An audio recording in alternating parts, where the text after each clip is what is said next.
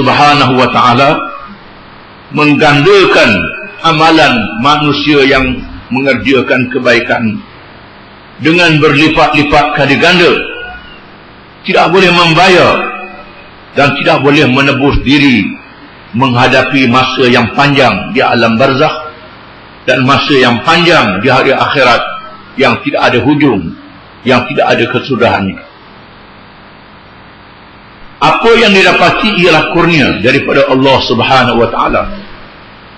Termasuklah pengakuan daripada Nabi SAW, dirinya sendiri seorang Rasul, manusia yang terpilih, tidak boleh menyelamat dengan jasa amalnya sahaja kalau tidak ada rahmat dan kurnia daripada Allah. Dan Allah Ta'ala menjanjikan rahmat dan menjadikan kurnia kepada hamba-hambanya. Oleh kerana itu, apa yang mesti kita buat ialah menghampirkan diri kepada Allah Subhanahu wa ta'ala.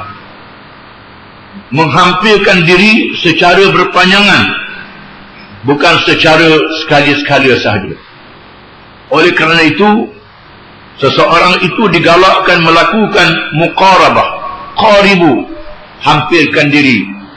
Diterjemah dalam bahasa kita, tetapi muqarabah, menghampirkan diri dalam bahasa Arab dengan makna al-qasdu la ghulu fihi wa la taqsir, iaitulah dengan makna mengqasadkan diri kepada Allah Subhanahu wa ta'ala dalam keadaan tidak melampau dan tidak cuai, dalam keadaan yang sederhana, tidak melampau dan tidak cuai.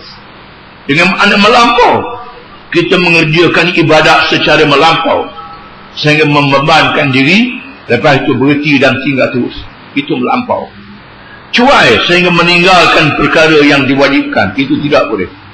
Maka Allah mengerjakan dengan cara yang sederhana, jangan melampau dan jangan cuai, kerana cara yang sederhana ini menjadikan kita beribadat secara berkekalan. Dan yang kedua, ibadah yang dilakukan itu mestilah dengan istiqamah. Istiqamah dengan makna berada di jalan yang betul, sebagaimana yang diajar oleh Allah di dalam Quran dan ditunjukkan oleh Nabi Muhammad sallallahu alaihi wasallam.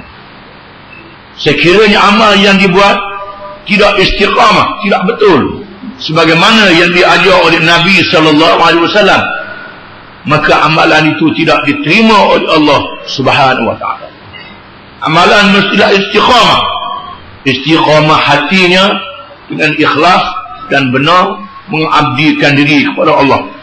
Istiqamah betul amalan itu sendiri sebagaimana yang diajar oleh Nabi Muhammad sallallahu alaihi wasallam, yang dinyatakan contoh sabdanya, sallu kama ra'aitumuni usalli, bersemayanglah aku sebagaimana bersemayanglah kamu sebagaimana kamu tengok aku sembahyang.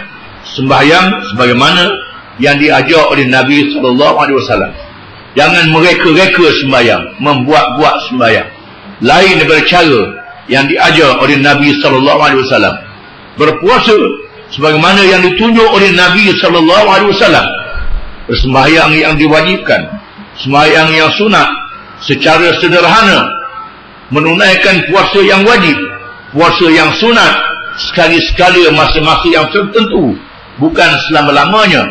Kerana buat sangat, buat macam Nabi Daud alaihi salam, berpuasa sehari dan berbuka sehari, bukan berpuasa sepanjang hayat. Itu adalah melampau yang dilarang oleh Nabi sallallahu alaihi wasallam. Mestilah dilakukan yang betul dengan sederhana. Berhaji sebagaimana haji yang ditunjuk oleh Nabi Muhammad sallallahu alaihi wasallam. Begitulah dengan amalan-amalan yang lain, hendaklah secara istiqamah, cara yang betul, dan iltizam amal yang berterusan, walaupun sedikit tetapi berterusan. Jangan banyak kemudian berhenti, tidak buat-buat lagi. Oleh kerana itu, kita kena latih diri kita dengan istiqamah dan iltizam betul dan seterusnya dalam keadaan terus menerus, dan akhirnya dengan cara yang sederhana, dan kemuncaknya amal itu ikhlas kerana Allah Subhanahu wa ta'ala, untuk mendapat keredaan Allah. Kerana jasa amal sahaja tidak boleh selamat, selamat ialah kurnia dan rahmat daripada Allah Subhanahu wa ta'ala, maka kita naklah mencari keredaan Allah dengan cara yang sungguh-sungguh. Wallahu a'lam.